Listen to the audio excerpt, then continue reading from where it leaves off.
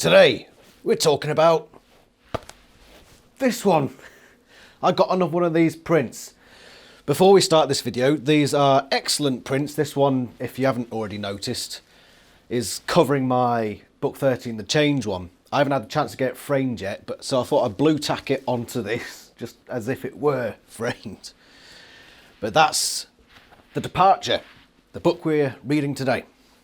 And if you want some of these, I think they've got covers for practically all of the books, near enough, on Etsy.com. David Mattingly is the artist and he's selling them. So if you want some of these yourself, go over there and check that out. Anyway, book number 19. This is the fourth Cassie book. And disclaimer, this is a hard hitter, so you might want to strap yourselves in. It really is. Funnily enough, it's a departure from the usual Animorphs formula. We're really going left field, or coming from left field with this one. And boy howdy, was it worth the wait. A little bit of context for this book before we go into the plot. The last few books from 16 onwards, everything from in this series of books has started from, this particular cycle, has started from 16, which should seem obvious, it's the first of this particular cycle, but that book started so many little foreshadowings and subplots. The more I look back at book 16, the more awesome I realise it is. And Cassie, in book 16 and onwards, started to act a little funny. The thing that happened in book 16 was, out of nowhere, it seemed, Demon Cassie arose from the pits of hell and demanded that Joe Bob Finestra be executed. Book 17 comes along and there's a little bit in that book where Cassie is, or Rachel is talking about that happening to Cassie and her being like, well, what's going on here? Why is Cassie doing this? Megamorphs 2 comes along and we get the whole Triceratops scene where Cassie breaks down essentially because she killed this Triceratops in a rage as a Tyrannosaurus. And that was basically a foreshadowing for this book, because she had this moment of, I can't believe I did that. Why am I doing this? Why would I take somebody else's life? All that sort of stuff. And that is further expounded upon in this book. So it's been a funny but very interesting saga for Cassie, these last few books. And this is where it comes to a head and it really pays off. It really pays off. This book is, I think beautiful is the right word. And funnily enough, it's probably one of the more beautiful bits of artistry that we get on the book covers. So that's your context for this book. Let's get into the plot, shall we? We start off with the Animorphs in the midst of a battle. They were at the sharing.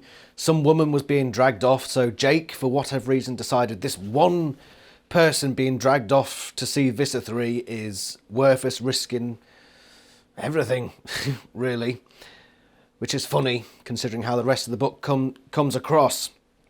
Rather appropriate, really, that Jake would say, right, that one person there, obviously there's an innocent host, and Visser 3 doesn't take kindly to failures. So they jump out, determined to save this one person. This one person that they don't even know. And it turns into a battle. And Hork-Bajir spring out. Cassie's in her wolf morph. And she topples one of these Hork-Bajir. It's in the book, it's in this order. Jake calls off the attack and tells them to retreat. And then Cassie goes in for the killing bite. Basically rips the throat out of this Hork-Bajir. And for a little while she's thinking, did Jake say it before or after I did that?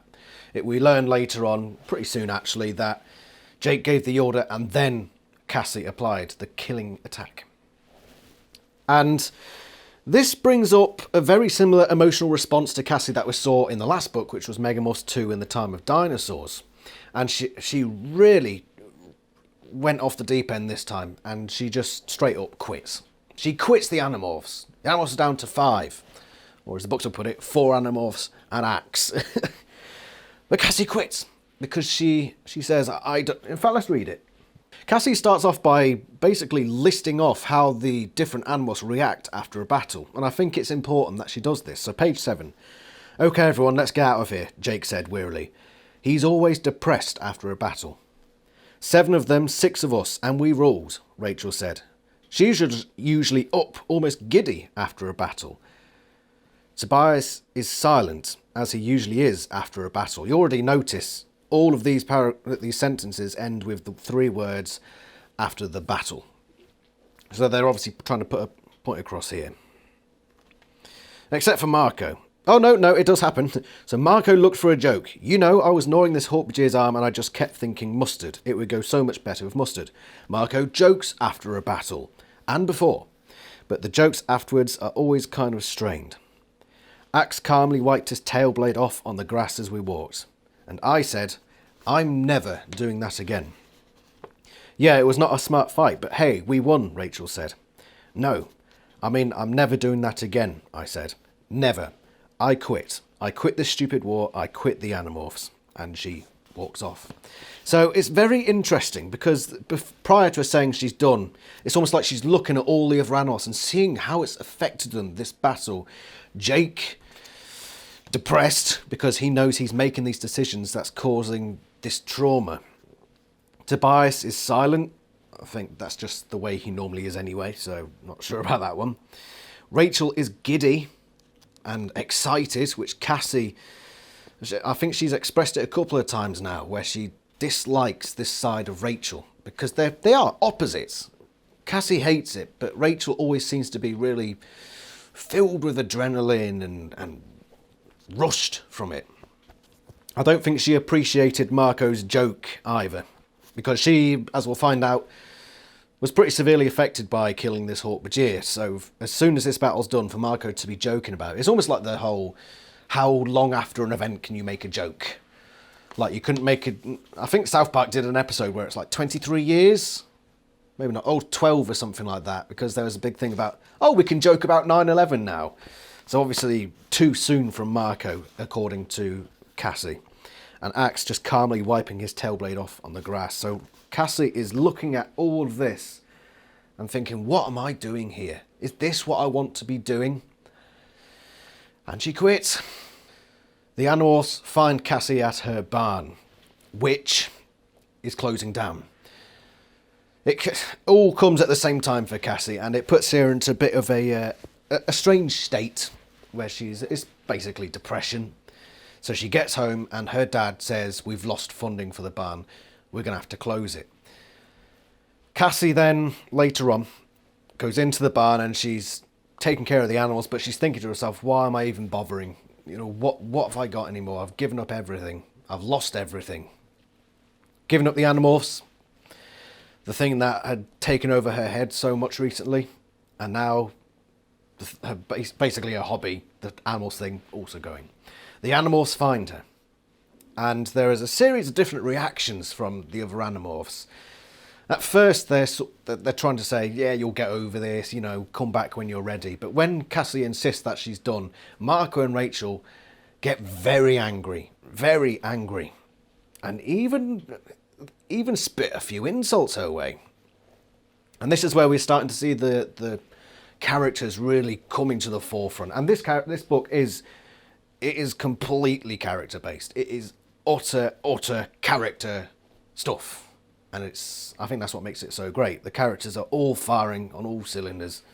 One by one, the animals turn against her. The first, of course, is Marco, being cold, calculated Marco. He just bounces straight to, you're making a stupid decision. Why are you doing that? Rachel defends Cassie for a little bit. Then Cassie starts talking about why she's upset. She killed this Hawkbajir. She was having nightmares the day before, thinking about this innocent host that she's just killed. I mean, who wouldn't be? Cassie takes it a bit more on the chin than the others. So you feel bad about it, Rachel said with a shrug. No, I feel bad because I felt nothing. At that moment, I felt like I was just doing my job, you know, and now they're shutting down the clinic, and my dad tells me, and I feel nothing. It's been going on for a long time. Each day, each battle, each mission, I feel less and less. I looked at Rachel. She looked away. I turned to Jake. He made the ghost of a smile and nodded his head. He understood. He knew. It was happening to him too. But then he looked away as well.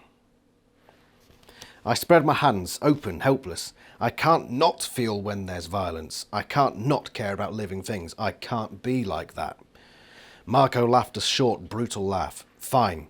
You have your morals and your fine feelings and all that. We'll go off and risk our lives to save the world. You just sit here and feel righteous. He left. I heard the flutter of wings and realised Tobias had gone too. Rachel had an expression I've almost never seen on her face. She was hurt. Rachel, we can still be... No, we can't, she said, cutting me off.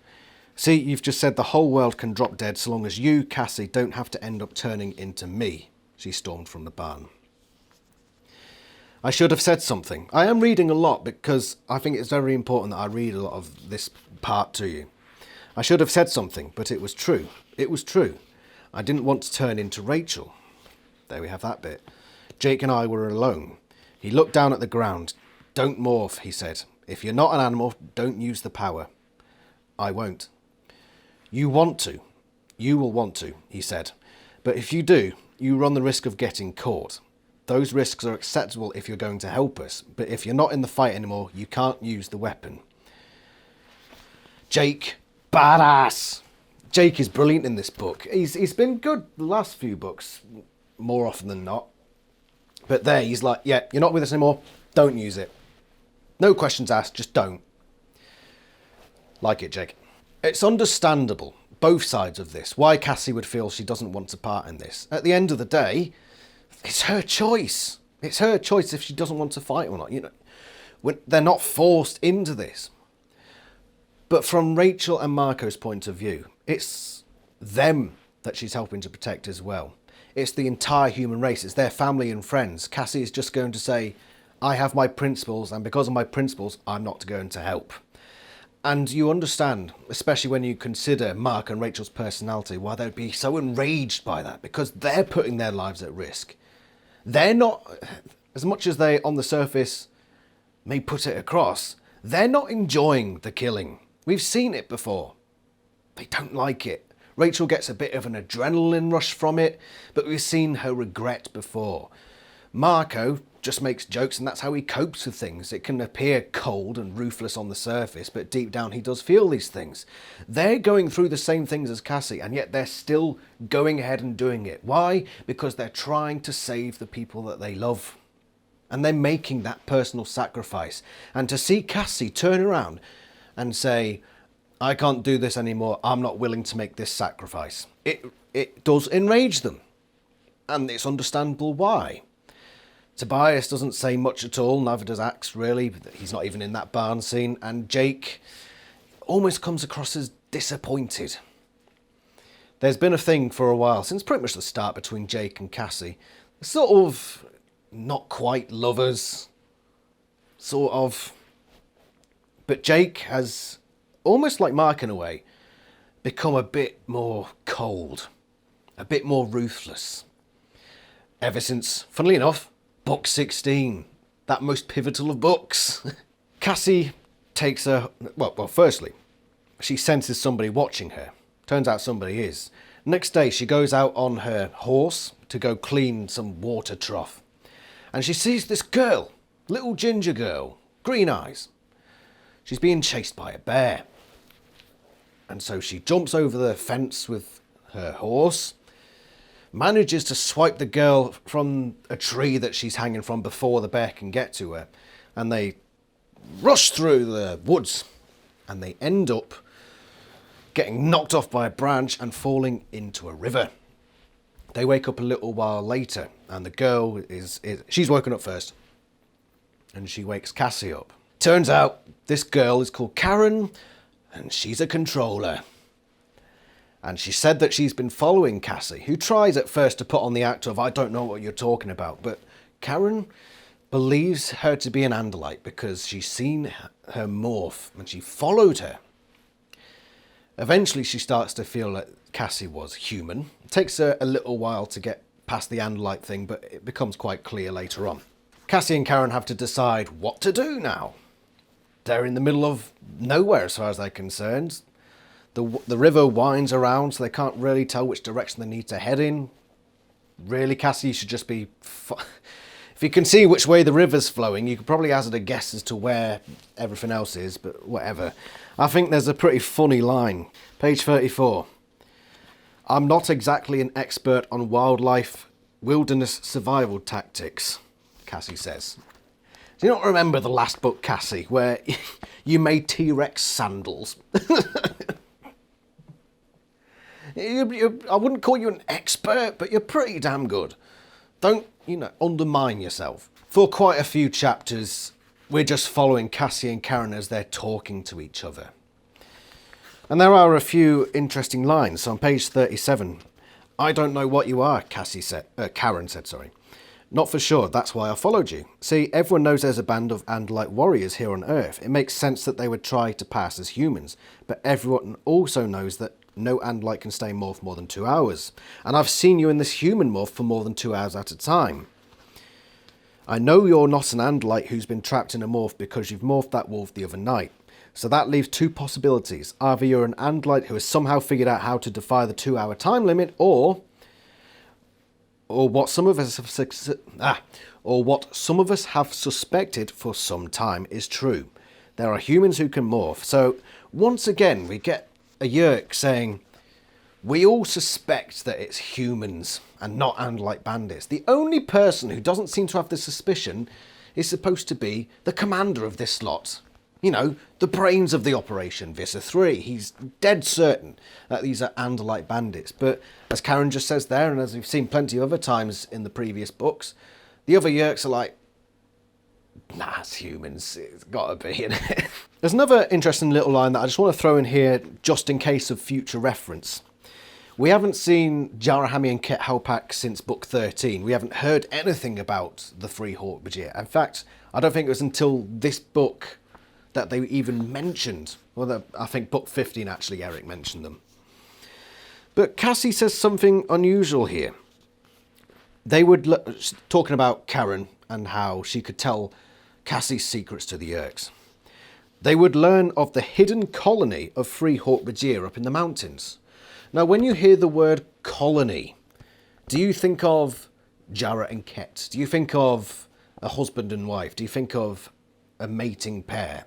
No, you think of quite a large group, don't you? A colony. A colony is quite a big thing. Has Cassie just implied that she knows that more Hork-Bajir have been rescued? The reason why I bring this up as a reference point, it's more for myself than anything. Because when we come to book 23 or the Hork-Bajir Chronicles, I'm not sure whether Tobias says, oh, it turns out there are more Hork-Bajir now. What a surprise. Which would mean that Cassie has been going to see the Hork-Bajir rather than Tobias up to this point. It's just a point of reference and something to think about for the future. They wander off and decide to find shelter. It starts pouring it down with rain. And there's a story that Cassie tells about a leopard that escaped from a private collection some time ago. And that's why they find a deer is up in a tree, dead, of course. So they find shelter. And this leopard jumps out and goes for Karen, who's hobbling because she's injured her ankle during the fall from the horse. So for this whole book, she's just hobbling around. She can't really move very fast. This leopard attacks and she pulls out a Dracon beam out of nowhere. Yeah, where it must have, because she says it belonged to a Hork-Bajir. Hork-Bajir, big hulking hands. You'd think the weapon would be quite sizable. Where's she? What pockets has she got? She's just got a big lump in her pocket like that, and Cassie's none the wiser. I don't know, whatever. But she pulls out this Dracon beam.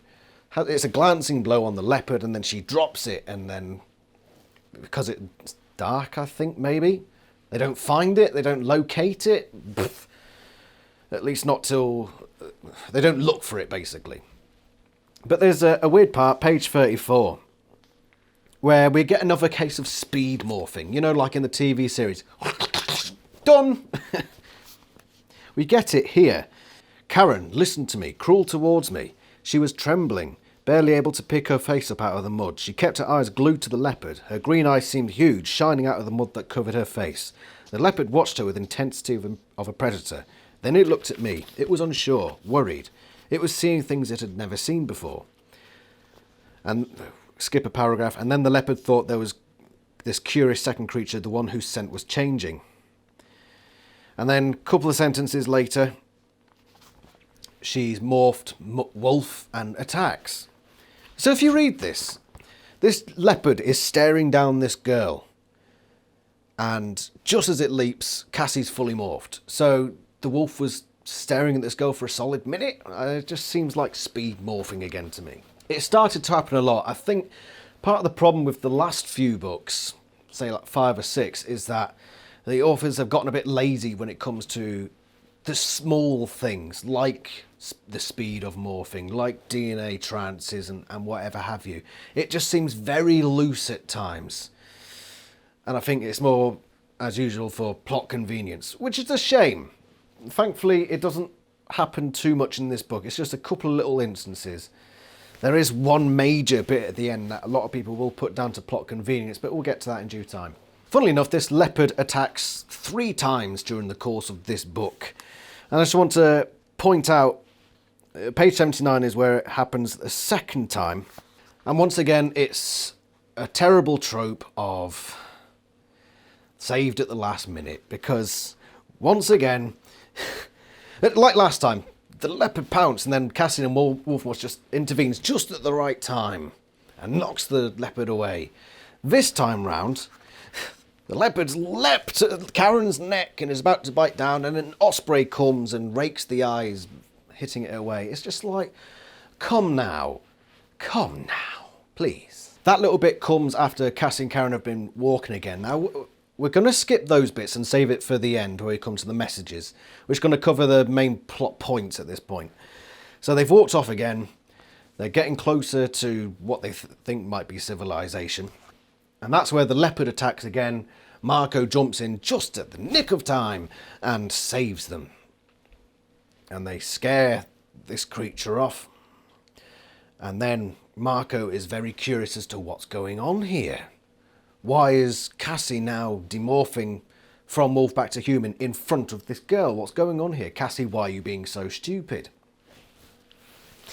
And it turns out that Marco spies on them. He morphs to bird out of his gorilla morph.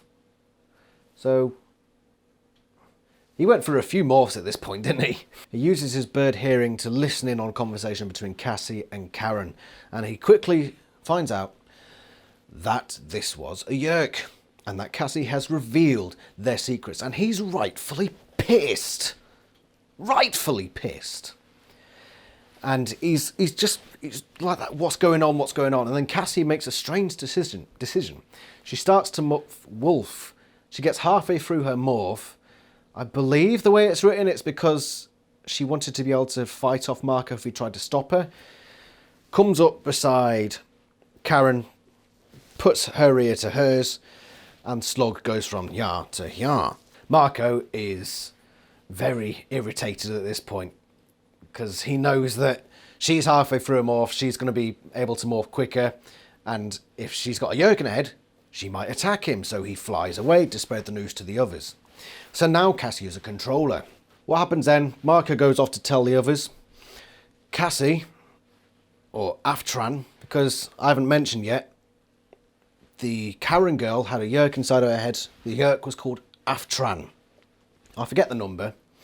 Turned out it was Aftran's sibling who was killed by Cassie at the start of the book. Not that that plays much into anything. It's just a coincidence and it's never really played on, really. Apart from guilt, maybe. But she makes Cassie morph bird and they fly away. Now this is... Was it Cassie's plan all along? Was this bit here a very subtle plan by Cassie? Because Aftran spends, instead of flying to the Yeerks to give everything over and gain the promotion to Subvisor and all this for taking one of these Andalite bandits who turn out to be humans, she just flies around for a bit, thinking. And Cassie can feel the doubt in her mind. And eventually what happens is, she goes back to Karen, the little girl, gets on the ground, demorphs, holds Karen down, presses ear to ear again, and goes back into Karen. Aftran has made a decision. She's going to make a deal with Cassie. Because all along, she's been saying, we Yeerks, we're blind in our natural state. We don't see the things that you see, the glorious things that you see. You have this privilege, this inherent privilege as humans or Andalites, Geds, Hortbajir, Taxons, certain things that we Yeerks simply don't have.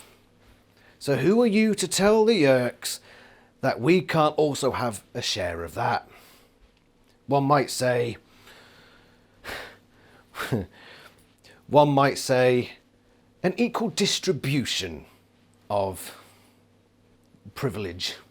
And Cassie is reluctant, very reluctant, and you can tell in the way it's written, and she's desperately upset, but she's the sort of person who she's made this deal, and she's gone through this emotional journey, which we will cover. And what choice does she have? Because either she's a hypocrite, which she is a lot of the time, but not this much of a hypocrite. But she goes through with morphing a caterpillar, which Aftran equates to being sort of like a Yeerk, because you're basically blind to the world. And Cassie does it, and she stays in morph for more than 2 hours. She's trapped as a caterpillar. In the meantime, we get some narration from Jake. I think it's the first time, in the main series that we've had alternating narration. So we're going to Jake for a bit. Marco's come back and he's talked to the Animorphs, and Jake does a very leadership thing, starts delegating and says, right, we're going to go over there and do these things here, there and everywhere. And they come across a bunch of human controllers who are like patrol guards or whatever. They've all got rifles. And they were warned, that these controllers were warned that the Animorphs are coming. I believe it was when Karen had run off, and Cassie, with Aftran in her head as Osprey, looked at these and said, right, there are Andalite bandits coming your way in Bird of Prey morph, as a way to stop them from going after Karen for a bit, I believe, if my memory serves me right. So the Animorphs do end up flying over, and suddenly, bang, bang, bang, bang, they're being shot at. Flip, flip, flip. Rachel gets hit, and she starts going down. And in a very similar way to Book 17, the other Animorphs, or at least Jake and Axe, grab on and try to fly her away. Now there's a human controller who apparently has a rifle below them saying, ha ha, down you come. And then he sees the birds trying to take away. No, foiled again. Oh shit, I've got a weapon. Ah, too late. Ah. Oh, they're gone now, too late. Why didn't he just shoot them? A bigger target, because they're a bald eagle and 2 birds trying to lift it.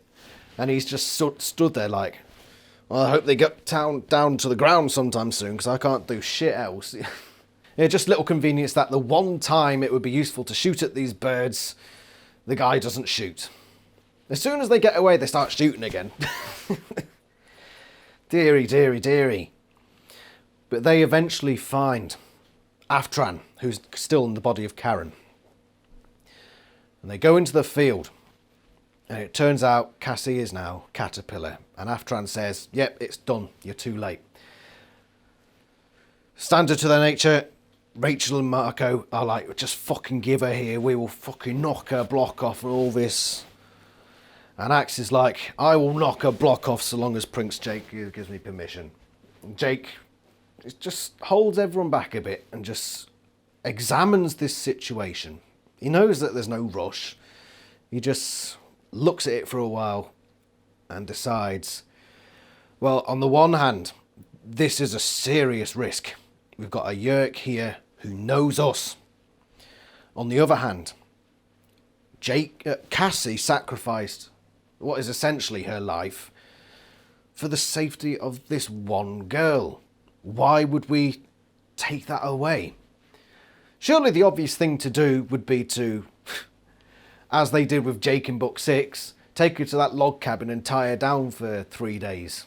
Not even 3 days at this point, because they must have been lost in the woods for 2 at least. So just a day. Yeah, how long has this Yeerk been without Kendrona, by the way? But whatever. I don't know why nobody came up with that suggestion. Instead of killing her and the innocent host, why don't we just tie her up and wait for the Yeerk to die of starvation? Win-win. Job done. But no, they don't suggest that. But Jake just allows Karen to hobble off. And that's when the leopard attacks again. And conveniently enough, just as the leopard's leapt and is going for Karen's neck, a gorilla just plucks the leopard out of the air and throws it away. Ah! How many times has this leopard been within an inch of the kill, and somebody's just fucked it over? Dear God. Just don't... Why was this leopard in this story? It didn't need to be. It really... The story would be better without the fucking leopard, let's be honest. Just take it out of the story.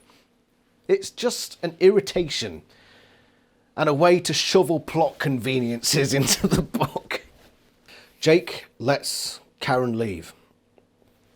But not in the way you expect. It's a very strange decision. He says, I'm going to leave this decision to you. Jake walks away. He lets the other animals come to that decision themselves, and they follow him. Ooh. Sign of a good leader. You lead, and they follow. They all followed. Despite Marco and Rachel both, and Axe even, saying it's the right thing to do to kill this person, this Yerk, this child, to save ourselves and the planet. Jake walks away saying, this is your decision. They look at it and say, Jake is our leader and he's made the decision to walk away, which means we too should walk away. That shows that they accept him as their leader.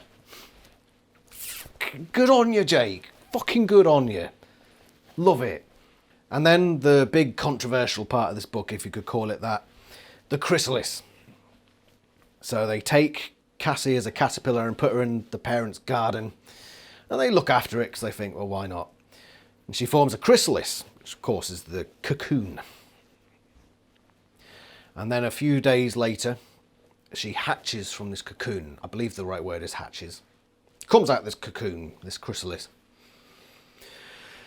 Now a butterfly. Now a beautiful butterfly. I'm assuming it's that sort of butterfly. And then Axe comes along, doopy-doopy-doo, and says, well, why doesn't she just morph back then? Rachel's like, fucking, what the fuck are you talking about? Are you taking the piss, mate? And I said, like, well, just morph back. Just, if she's changed into a butterfly, then surely she should be able to morph back. She's reset the time thing.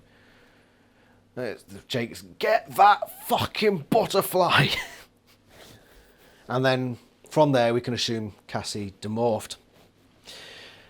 And that's a strange bit, isn't it?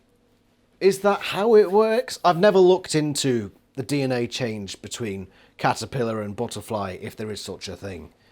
It's not a process I've actually looked into. And it's not one that I'm going to really trouble myself just to do this book review. Maybe I should have. I don't know, but Catherine and Michael have demonstrated to us over the course of this book that they're not scientists, and that's fine. They're authors. They don't have to be scientists as well. They're writing sci-fi, so of course they're going to bump into science at some points and get it wrong, and they do get it wrong. So why should I go out of my way to find out, oh, how logical is this part of the morphing process if we consider the change from caterpillar to butterfly? We don't know the morphing technology for the most part. We know the basics. We know the very basics, but we don't know the inner workings. And that's the beauty of things like zero space and the morphing technology. It's a blank canvas. You can make up rules for it. So long as you stick with those rules going down the line, that's fine. So when I complain about speed morphing, that's justified to me because we established early on in the books that it takes about 1 to 2 minutes to morph. So you've got to stick to that. That's a rule that you've put onto this canvas and you've got to stick to. This whole thing about the chrysalis and morphing from caterpillar to butterfly, resetting the clock, I can accept that because it's a new rule. So long as we don't break that rule in the future, I'm fine with it. It's cool. It's fiction. Some people call it plot convenience. It's one of those things that I'm fine with, which is unusual because usually I'm the guy that moans about shit. You might have noticed that. The whole point of my reviews is to be nitpicky. I want to pick at those bits Because I want to get people thinking about those little bits and those little details, because they could become important down the line. That's what I do. I do the hard work, so you don't have to. Cassie and Rachel are shopping at the mall, and Cassie sees Karen, and it turns out that Aftran had kept her promise. So Aftran returned to the pool, never to take a host again, which was part of the deal that they had. So that's the plot. Let's talk about the messaging, because there's a whole load of this book that I haven't covered. Like 50% of this book at least is just Cassie and Karen talking. I'll try to keep it as concise as possible, because I know it's gone on a long time already. For all we know up to this point, barring a few little exceptions, the Yeerks are mostly evil. Mostly evil, and the Animorphs are seen as mostly good. This is a brilliant opportunity for us to have a conversation between a human and a Yeerk, and to see what the Yeerk perspective is of the same situation. And their perspective, according to Karen, is essentially as follows. The Andalites and the humans and all these other creatures have all these inherent privileges and these wonderful lives, whereas they live their lives as slugs in the ground. And they evolved to come up and to become predators, or what Cassie considers parasitism. It is technically being a parasite, but Karen's more like it's being a predator. And you humans do it. You eat your cows, your sheep and your pigs. She went over that spiel twice, which I thought was a bit of a waste of words, really, because she went over that with Cassie, and then as soon as Marco came, she repeated that whole thing again. It felt like, did we need it twice? But that's minor. And she's saying that the Andalites aren't these good guys. They just sort of hover over everything that goes on in this sector or galaxy, whatever.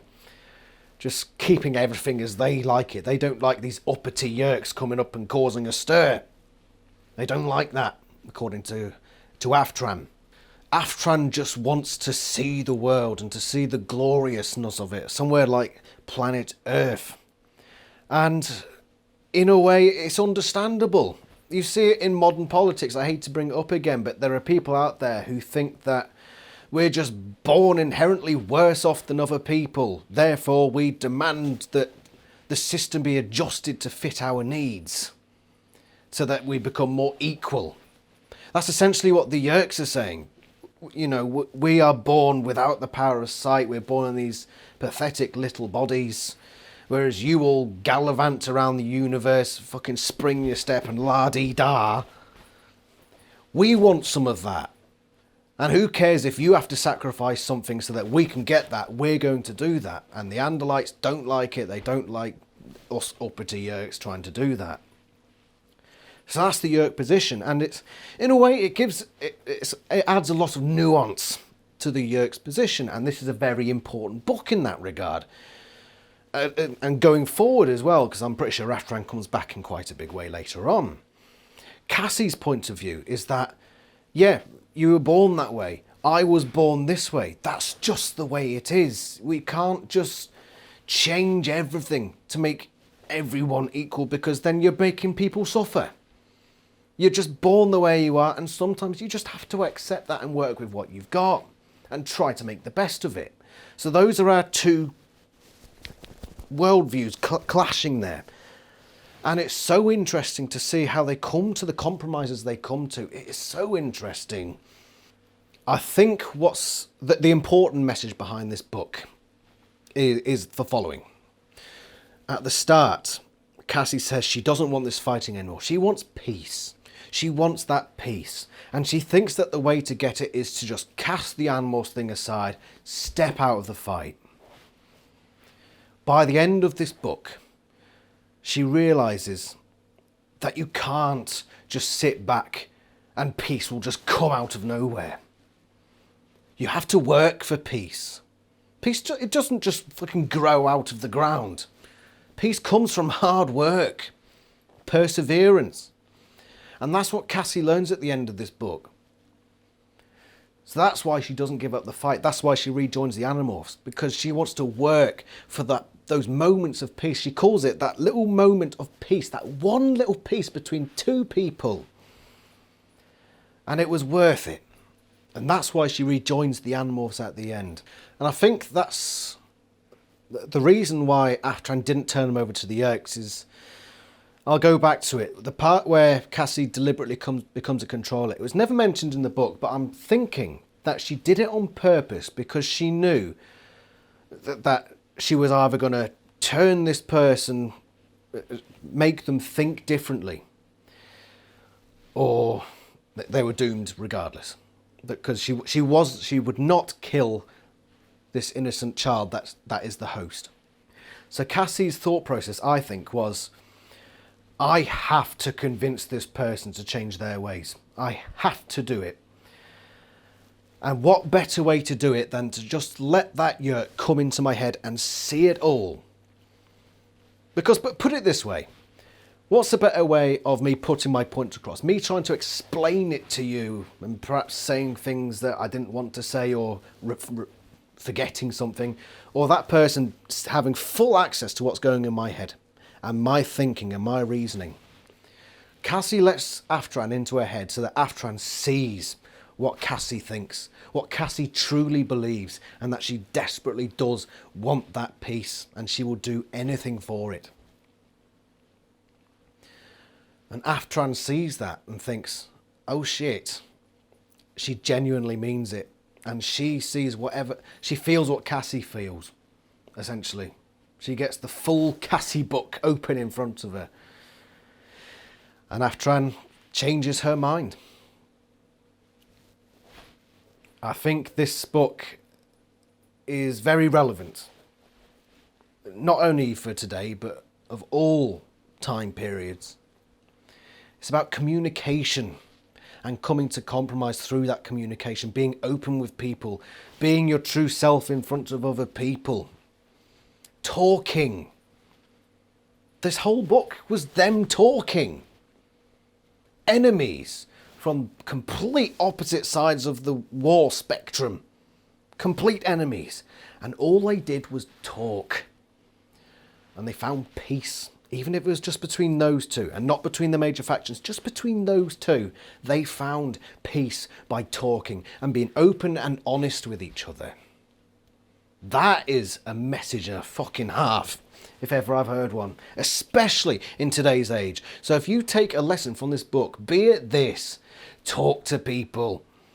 Don't cast people off as the enemy and just refuse to listen to them. You have to listen to people. You have to hear people speak. Because without that, there is no peace. You've got to work for peace. And part of work is listening. What Cassie did at the start was the equivalent of just shutting her ears and not listening to a word. And that wouldn't bring about peace. This is a 10 out of 10. Genuinely is a 10 out of 10. I'm not going to say it's up to the Predator standards. I think it's the strongest message of any of the books we've had so far. It's not as consistent or flawless. I wouldn't say the Predator was flawless, but that was as close to a flawless as the book has come. But this is, it's a 10. It's a 10. And Cassie, brilliant. Brilliant. I'm really going to be a fan of this character. And one thing I said to my fiancée today, she's also an Animorphs fan. Cassie is a bizarre character. And by the end of the series, we'll cover all this again in a larger video essay. But Cassie started as a Mary Sue, or a Marie Sue, as I called her. She really was. She was perfect in every way. She always made the right decisions. She was always conscious about what's going on. She was a fierce warrior. Everybody liked her. She was the definition of a Mary Sue. Now what do we have? We have a danger. Somebody who really... She made some fucking stupid decisions in this book. And all the other characters admitted it. They say, that was a really dumb decision. You put us all at risk. I think Cassie, in a way, knew what she was doing. But regardless, this character is now so fundamentally flawed. From starting as this Mary Sue, it was that, to start off this perfect character, throw her into the blender of a war and see what comes out the other end. This is a fascinating character, this Cassie. She really is. For all her bits where she's frustrating and she makes you want to bash your head in, and the times when she becomes Demon Cassie. Yeah, brilliant. And this book is stunning. And I'm happy I got that. Whew. yeah, that was a big one. I've probably missed a few things, but there is so much to cover in this book. The stuff about the stupid risks that she takes, because a lot of things people say about this book is, oh, she took all these stupid risks and she put the Animorphs in serious danger. But without that, that's the point. You've got to talk to people. You've got to, it's a really weird one, but it's a risk. I think that was it worth taking?